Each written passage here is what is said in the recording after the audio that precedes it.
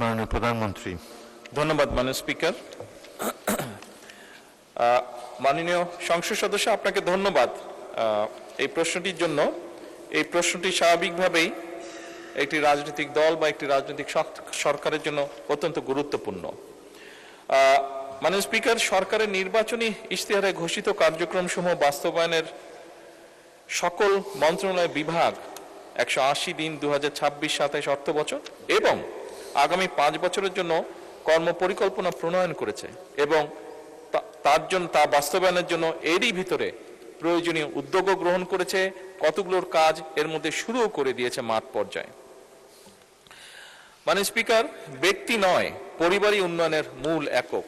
এই দর্শনে প্রান্তিক এবং নিম্ন আয়ের পরিবারগুলোকে সুরক্ষা দিতে পরিবারের নারী প্রধানকে ফ্যামিলি কার্ডের মাধ্যমে মাসিক 2500 টাকা প্রদানের কার্যক্রম এরই মধ্যে শুরু হয়েছে।